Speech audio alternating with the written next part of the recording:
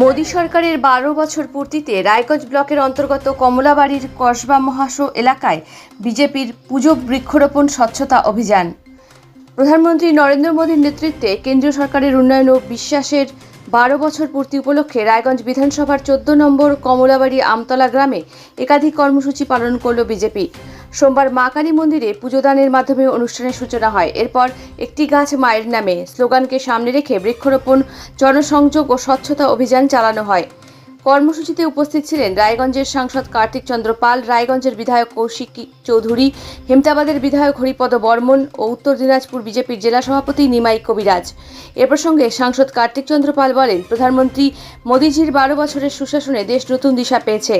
মানুষের বিশ্বাস ও উন্নয়নকে সঙ্গী করে আমরা মন্দিরে পুজো, বৃক্ষরোপণ ও স্বচ্ছতার বার্তা নিয়ে মানুষের কাছে পৌঁছেছি।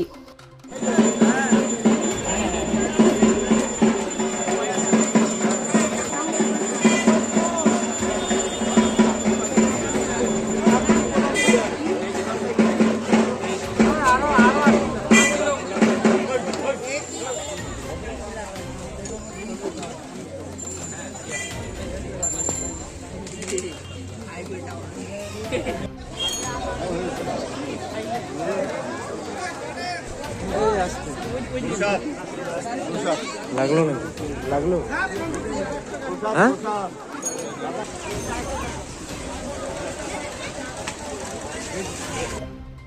নমস্কার, বন্দে মাতরম, ভারত মাতা কি জয়। আপনারা সবাই জানেন যে আজকে আমাদের ভারত সরকারের সুশাসনের 12 বছর পূর্তি। তার সাথে ভারতবর্ষের যশস্বী প্রধানমন্ত্রী ভারতবর্ষের মধ্যে আজ রেকর্ড করলেন, তিনি একটানা এতদিন ক্ষমতায় থাকেন।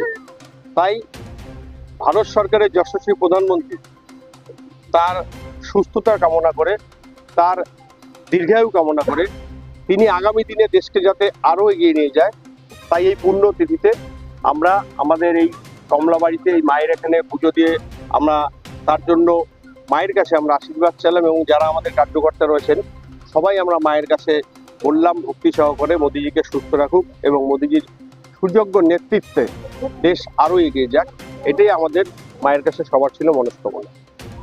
এবং তার সাথে সাথে 12 বছরের সুশাসনের জন্য আমাদের দল থেকে নির্দেশ দেওয়া হয়েছে, আমরা একদিকে যেমন স্বচ্ছতা অভিযান করব, ঠিক জনসংযোগ করব এবং তার সাথে সাথে আমরা সবাই ভারতবর্ষের যশস্বী প্রধানমন্ত্রী আমাদেরকে বলেছেন যে 5ই জুন থেকে যে বিশ্ব পরিবেশ দিবস শুরু হয়েছে, সেদিন থেকে শুরু করে আমরা সবাই একটি গাছ নিজের মায়ের নামে লাগাবো। আমরা যেমন একদিকে বৃক্ষরোপণ করছি, ঠিক তেমনি আমাদের কার্যকর্তা সবাইকে সচেতন করছেন এবং প্রতিটা গ্রামে আমরা পাড়ায় গিয়ে মানুষকে বলছি যে প্রকৃতি তার ভারসাম্য ফিরে পাক, আমরা বিশুদ্ধ অক্সিজেন পাই।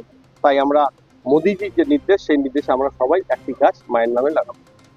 এখন আপনিও রিপোর্টার, আপনার এলাকার যে কোনো খবর পাঠান এই নম্বরগুলোতে।